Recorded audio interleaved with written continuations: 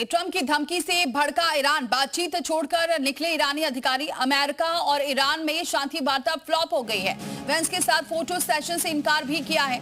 अमेरिकी अधिकारी को बोले गलत दावा है। तो जो शांति वार्ता हो रही थी अमेरिका और ईरान के बीच, वो फ्लॉप हो गई है और वेंस के साथ फोटो सेशन से ही इनकार कर दिया गया। हालांकि अमेरिकी जो अधिकारी हैं वो इस दावे को गलत बता रहे हैं, लेकिन एक वीडियो सामने आया है जिसमें साफ तौर से नजर आ रहा है कि बातचीत जब हो रही थी उस दौरान फोटो सेशन होने वाला था। फोटो सेशन से बाहर आ गए हैं ईरान के जो प्रतिनिधित्व कर रहे थे। तो ईरान और अमेरिका के बीच जो बातचीत हो रही थी वो कहीं ना कहीं फ्लॉप मानी जा रही है। ट्रंप की बार बार एक तरफ शांति वार्ता की बात की जा रही है, लेकिन दूसरी तरफ जब ट्रंप की धमकी से भड़का अब ईरान, बातचीत छोड़कर ईरानी अधिकारी निकल गए हैं। अमेरिका और ईरान के बीच जो शांति वार्ता चल रही थी वो फ्लॉप मानी जा रही है।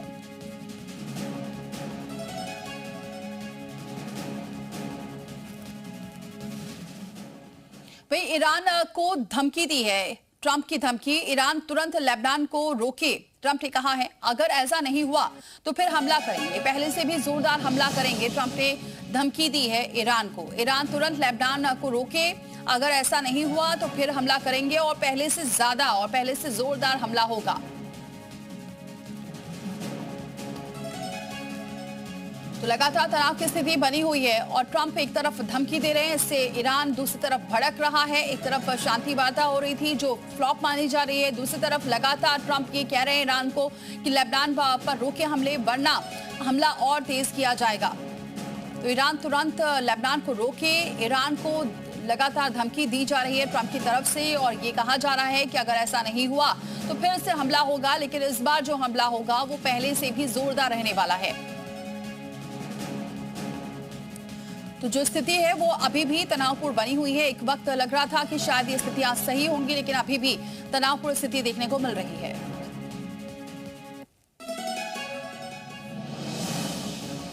तो ईरान की अमेरिका को दो टूक है, लेबनान पर हमले रुके तभी वार्ता हो।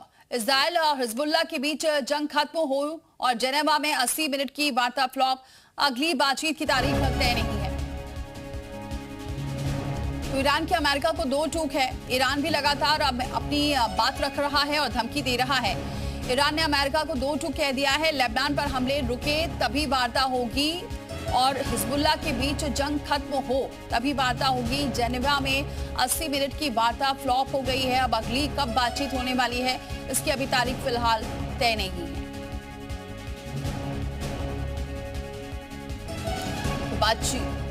तो बातचीत हुई है, लेकिन ये बातचीत फ्लॉप हो गई है क्योंकि एक तरफ जहां ट्रंप लगातार धमकी दे रहे हैं कि अगर लेबनान पर हमले नहीं रुके तो फिर उसके बाद ये जो बातचीत है ये अब बातचीत नहीं होगी बल्कि अब हमले किए जाएंगे। ईरानी सेना की अमेरिका को भी नसीहत है, यूएस वाले अपने राष्ट्रपति को समझाओ, ईरान इजराइल के बीच में ना आए। ट्रंप इजराइल को एक दिन में घुटने पर ला देंगे। तो एक बार फिर से ईरान ने धमकी दी है, ईरानी सेना की अमेरिका को धमकी है और नसीहत भी है। ये कहा है कि यूएस वाले अपने राष्ट्रपति को समझाओ, ईरान और इजराइल के बीच में ना आए ट्रंप, और इजराइल को एक दिन में घुटने पर ला देंगे।